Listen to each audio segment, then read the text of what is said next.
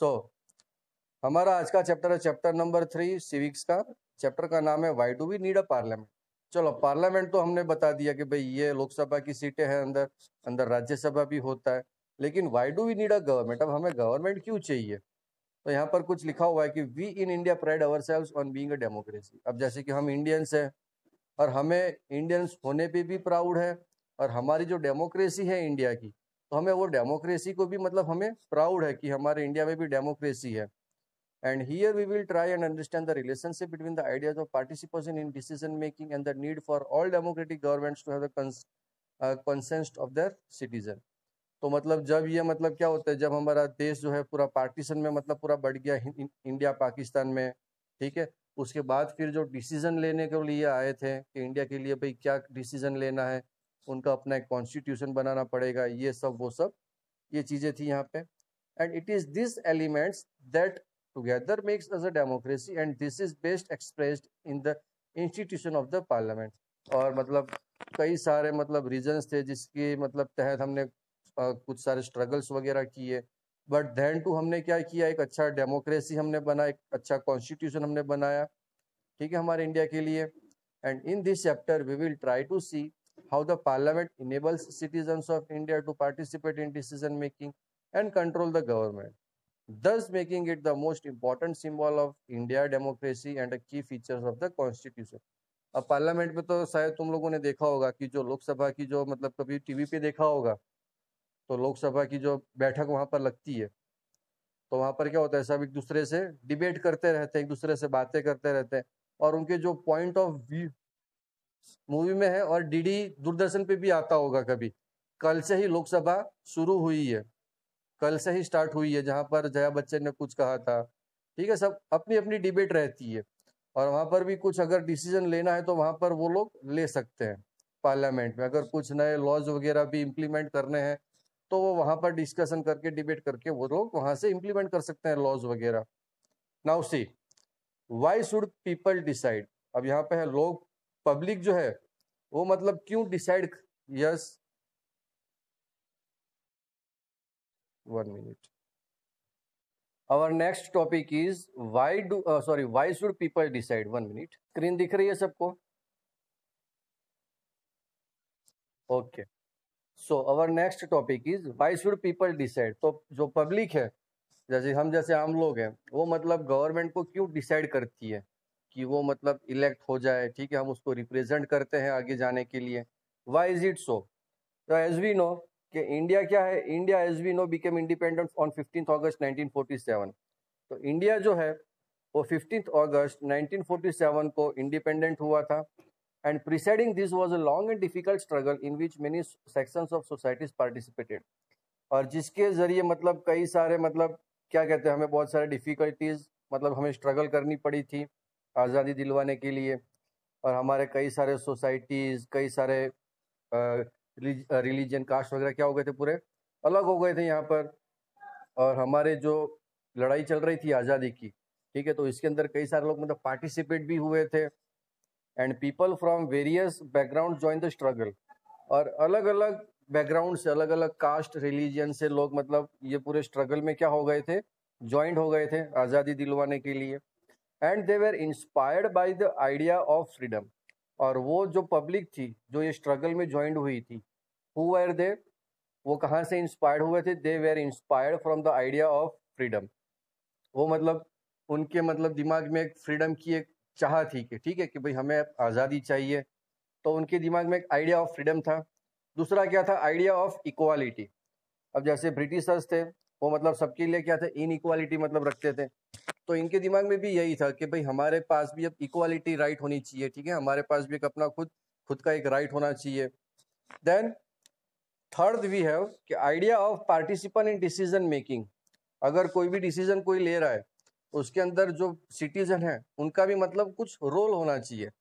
तो ये भी एक इंस्पिरेशन था पब्लिक के लिए, भाई idea of participation in decision making.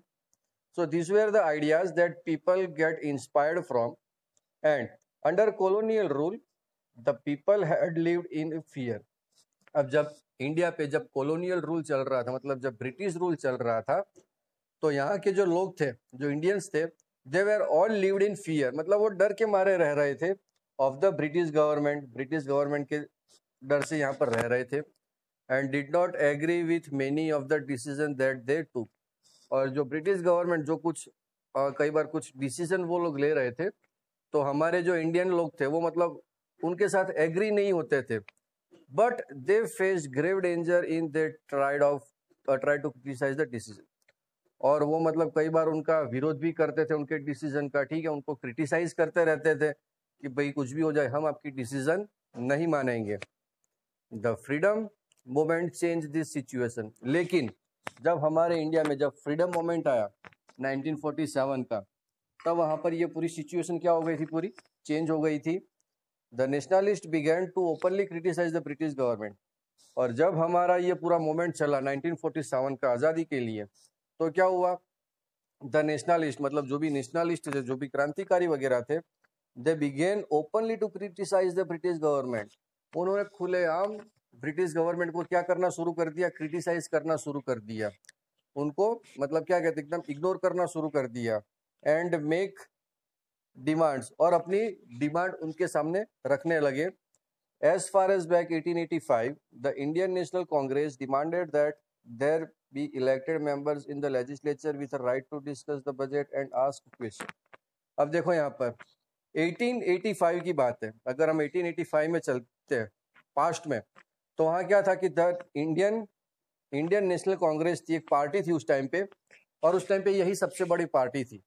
अगर आज़ादी के पहले हम देखने जाए तो Indian national Congress was the only biggest party, एक बड़ी पार्टी थी। जैसे अभी अलग अलग पार्टियां आ गई है, बीजेपी है, कांग्रेस है, समाजवादी पार्टी, ये वो, तो उस टाइम पे सिर्फ एक ही गवर्नमेंट थी जो थी इंडियन नेशनल कांग्रेस। तो उन्होंने एक डिमांड रखी ब्रिटिश गवर्नमेंट के सामने कि भाई आप लोग जो ये क्या कहते हैं जो बजट रख रहे हो, ठीक है, आप जो ये क्वेश्चन वगैरह रख रहे हो हमारे सामने, तो हमें भी कुछ अंदर अपना अधिकार दो, ठीक है, we are also citizen of India, तो हमें भी कुछ राइट्स मिलने चाहिए, तो हमें भी अंदर आप इलेक्ट करो हमारे लोगों को, ताकि हम भी अंदर इन्वॉल्व हो जाए तुम्हारे अंदर, ठीक है। तो ये सब चीजें भी इंडियन नेशनल कांग्रेस वालों ने बोली 1885 में। Then government of India act 1909 allowed for some elected representatives. अब क्या हुआ कि गवर्नमेंट ऑफ इंडिया का एक एक्ट आया 1909 में, जिसके तहत गवर्नमेंट जो ब्रिटिश रूल था उन्होंने मतलब कुछ लोगों को मंजूरी दी कि भाई चलो ठीक है, आप लोग जो है वो अब हमारी लेजिस्लेचर में आ सकते हो, आप हमारे साथ बैठ के डिस्कस भी कर सकते हो बजट के बारे में। बजट तो जानते होगे सब, ठीक है, कौन से स्टेट या कौन से गवर्नमेंट को कितने पैसे देने हैं, ये वो, उसको कहते हैं बजट। तो 1909 जब ये गवर्नमेंट ऑफ इंडिया एक्ट आया, तो ब्रिटिश गवर्नमेंट ने कहा कि ठीक है चलो आज से आप लोग हमारे साथ आ सकते हो, और आप हमारे साथ आकर यहाँ पर डिस्कशन का कर सकते हो, बजट का कुछ ट्राई कर सकते हो, बातें कर सकते हो, ये वो। And while these early legislature under the British government were in response to the growing demands of the nationalists, they did not allow for all adults to vote, nor could people participate in decision making. अब British government क्या थी, पहले British government तो तेजी से मतलब बढ़ती जा रही थी, और उनको लगा कि ये जो इंडियंस है, इंडियंस की क्या है मतलब डिमांड भी बढ़ती जा रही है ब्रिटिशर्स के सामने। सो वो लोग क्या करते थे, वो लोग मतलब किसी भी इंडियंस को अंदर जल्दी मतलब अलाउ नहीं करते थे किसी भी एडल्ट को वोट देने के लिए। अब जैसे मैंने बताया था आई थिंक सेकंड चैप्टर में, तो उसमें ये था कि पहले अगर वोट देना हो तो सिर्फ जो मेल जेंडर है, ठीक है, जो मेल है वही मतलब वोट दे सकते थे, और वो भी कोई अच्छा खासा पैसे वाला परिवार हो तो वो लोग वोट दे सकते थे। बाकी मिडिल क्लास फैमिली वाले वहां पर वोट नहीं दे सकते थे। Womens are not allowed to vote. तो ये सारी चीजें थी, तो ब्रिटिश गवर्नमेंट ने ये सारी चीजों पर मतलब पहले से ही रोक लगा के रखी थी। And nor they could participate in decision making, और जो थे मतलब आज़ादी के पहले मतलब उनको कोई डिसीजन मेकिंग, अगर मान लो किसी को कोई डिसीजन लेना भी है, ठीक है, मान लो अगर किसी को अपनी खुद की पार्टी बनानी है, जैसे इंडियन नेशनल कांग्रेस तो बन गई थी, लेकिन अगर किसी को कोई और पार्टी बनानी है तो वो अपनी खुद की पार्टी नहीं बना सकता, मतलब कुछ भी अपने आप का आप नहीं कर सकते, पहले आप इंडिया में रह रहे हो, you are under the control of British government. तो ये चीज थी। Then as you read in chapter 1, the experience of colonial rule as well as the participation of different people in the struggle for freedom left little doubt in the minds of the nationalists that all person in independent India would be able to participate in making decision. अब यहाँ पर जैसे कि तुम लोगों ने chapter 1 में पढ़ा होगा, चैप्टर 1 में ऑलरेडी दिया हुआ है कि जब ये हमारा देश आज़ाद हुआ तो उसके अंदर कई सारे लोगों ने मतलब पार्टिसिपेशन किया था, ठीक है। Different people were involve in the struggle, ये स्ट्रगल में मतलब इन्वॉल्व हुए थे, किस लिए? फॉर द फ्रीडम, जो हमें आज़ादी चाहिए थी उसके लिए। और कुछ डाउट्स भी उनके दिमाग में भी थे कि doubts in the mind of the nationalist that all the person in independent India would be able to participate in making decision. अब ये लोग कह रहे हैं कि अगर चलो हमारे इंडिया आज़ाद भी हो जाता है ना, तो उसके बाद भी हमें कुछ तो हमारे हक का चाहिए ताकि हम लोग अपने खुद का डिसीजन ले सके, ये सब वो सब। Then with the coming of independence we were going to be citizens of a free country. फिर उन्होंने सोचा कि अगर चलो हमारा देश अभी आज़ाद भी हो जाएगा, इंडिपेंडेंस हो जाएगा, तो we are going to be citizen, तो हम एक अच्छे नागरिक बनेंगे यहाँ पर, वो भी कौन से? एकदम फ्री कंट्री के, एक आज़ाद कंट्री के हम यहाँ पर नागरिक बनेंगे।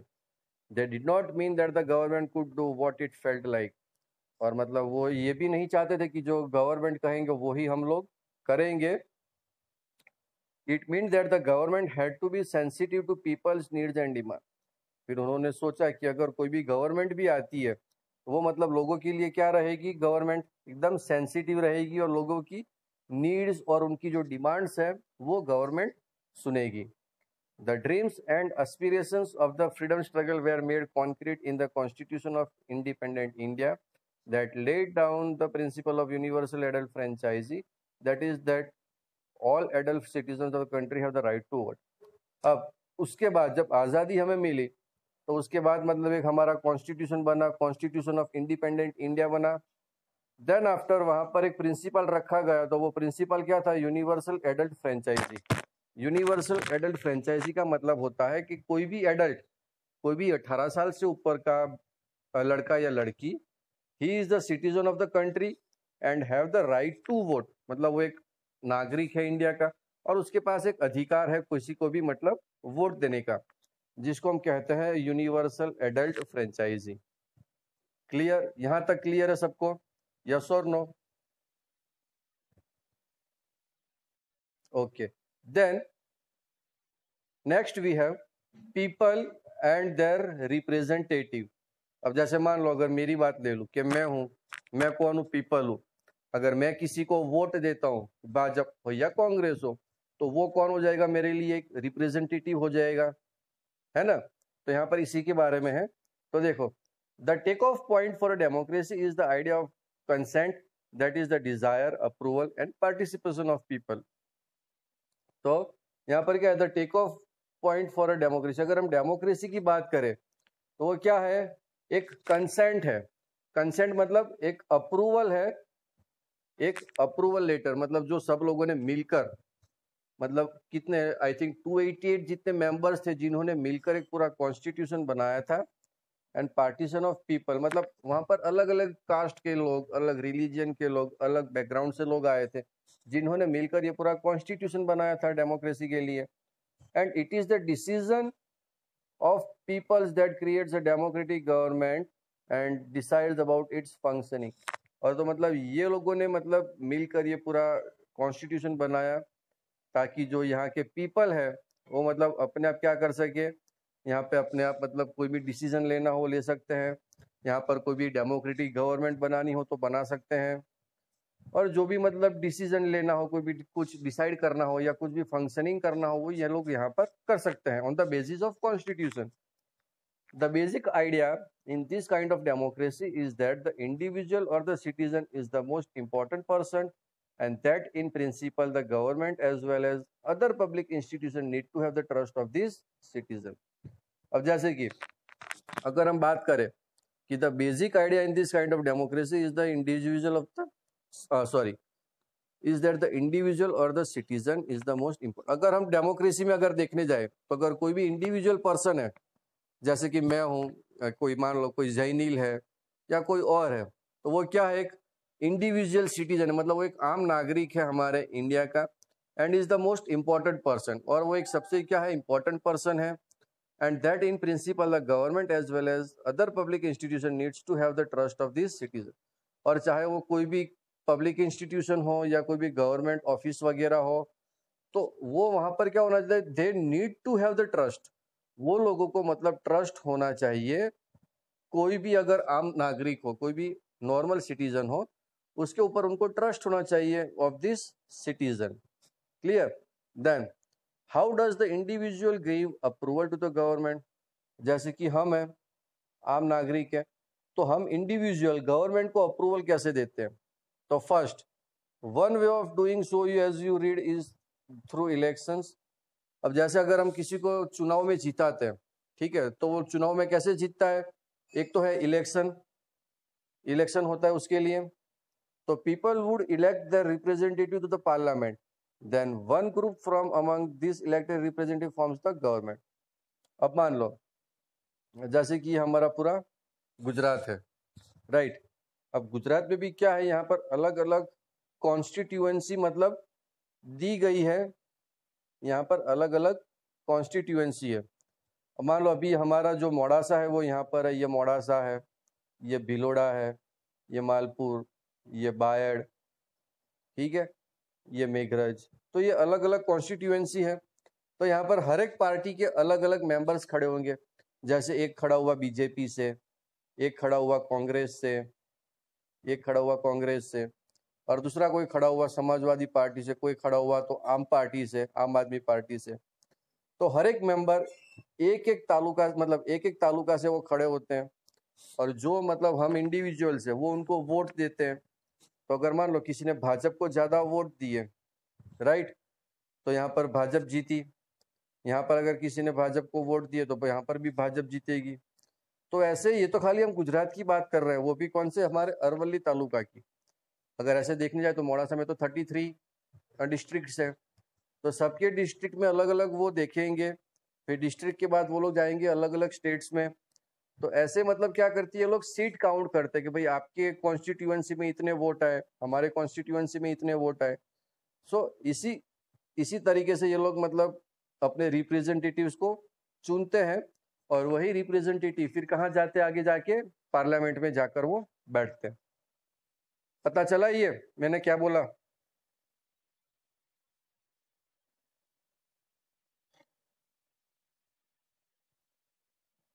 Then people would elect their representatives. तो यहाँ पर हम जो लोग हैं वो लोगों को इलेक्ट करते हैं, हमारे रिप्रेजेंटेटिव को, to the parliament. Then one group from among this elected representative forms the government. The parliament, which is made up of all representatives together, controls and guides the government, and in this sense people through their chosen representatives form the government as also control it. तो मैंने अभी जो बताया ये पूरा गुजरात वाला example, ठीक है, तो इसे यही पूरी चीज जो है वो यहाँ पर आ गई है तुम्हारे पैराग्राफ में, कि हम जो है वो हमारे रिप्रेजेंटेटिव्स को हम इलेक्ट करके जिताते हैं, तो वो सीधा मतलब पार्लियामेंट तक जाते हैं. तो इसी तरह जो भी अलग अलग स्टेट्स के लोग होते हैं वो मतलब अपनी गवर्नमेंट वहां पर बनाते हैं, और फिर सीधे कहाँ चले जाते हैं, पार्लियामेंट में चले जाते हैं. तो इसी तरह हम वो लोग उनको हम चूजन करते हैं, मतलब उनको हम इलेक्ट करते हैं हमारे रिप्रेजेंटेटिव को, टू फॉर्म द गवर्नमेंट. मतलब हमारी जो गवर्नमेंट है वो आगे जाके हमारी गवर्नमेंट बने, और वो मतलब अच्छे से वो कंट्रोल करे. ठीक है, तो ये चीज थी. यहाँ पर देखो, यहाँ पर ये दिख रहा होगा, यहाँ पर लिखा है, this photo shows election staff using an elephant to carry polling material and EVM to polling stations located in different difficult terrain. देखो यहाँ पर ये दिख रहा हो, तो ये ईवीएम मशीन है यहाँ पर, है ना. तो आफ्टर द इलेक्शन ये लोग क्या करते हैं, ये ईवीएम जो मशीन है, ये पूरे ईवीएम मशीन जिसके अंदर मतलब वोट दिए जाते हैं, ये वोटिंग के लिए यूज होता है. तो वोट देने के बाद ये सारे जो ईवीएम मशीन है इसको ये लोग ले जाते हैं पोलिंग ऑफिस में, मतलब पोलिंग स्टेशन में, जहां पर ये सबको क्या करना पड़ता है, वहां पर जमा करवाना पड़ता है. Then the above idea of representation has been an important theme in your class 6 and 7 social and political life textbook. You are familiar with how representatives are chosen at different levels of government. Let us recall this idea by doing the following exercise. अब ये कुछ चीजें जो है वो तुम लोगों ने 6th और 7th में शायद पढ़ ली होगी, ठीक है। तो यही वो चीजें हैं। कॉन्स्टिट्यूएंसी, जैसे मैंने अभी बताया कि जो स्टेट अपना गुजरात है, ठीक है, तो उसमें अलग अलग कॉन्स्टिट्यूएंसी मतलब अलग अलग डिस्ट्रिक्ट है, उसके अंदर कुछ जो पीपल है वो रिप्रेजेंट होके आते हैं। तो जो एरिया है तो उसको कहते हैं कॉन्स्टिट्यूएंसी। रिप्रेजेंट मतलब जो इलेक्ट होके आता है वो। ये तो कुछ एक्सरसाइज है। एमएलए का फुल फॉर्म कोई बताएगा? What is the full form of MLA? Anyone? What is the full form of MLA? Anyone?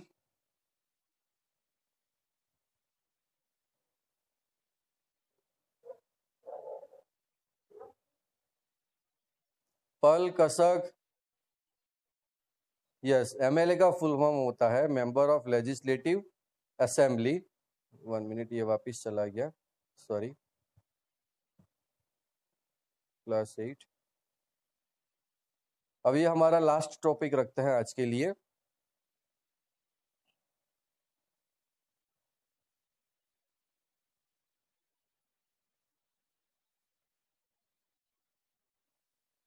Okay, अब देखो यहाँ पर, मैं यहाँ पर स्क्रीन रोटेट कर देता हूँ, 1 मिनट। ओके, नाउ सी, अब होगी। देखो स्टार्टिंग में मैंने जो कहा था, ये रहा, see this is our parliament. ये जो है ये हमारा पूरा पार्लियामेंट है जिसे हम संसद कहते हैं, है ना।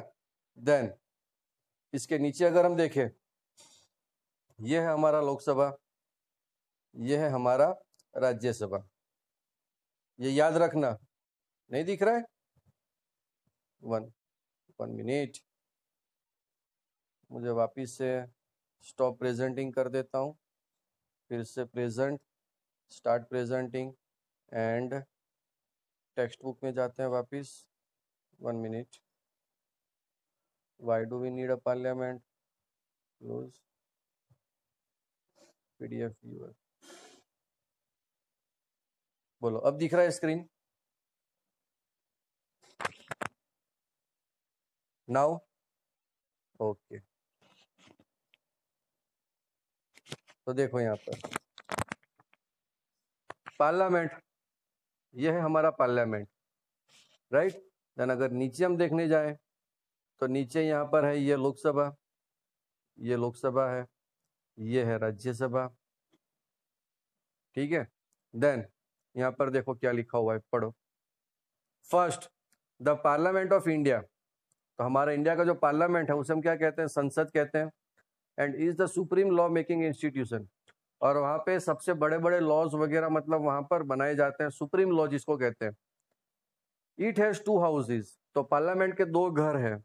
कौन से? एक तो है राज्यसभा, दूसरा है लोकसभा। ये याद रखना। राज्यसभा जो है वो है काउंसिल ऑफ स्टेट।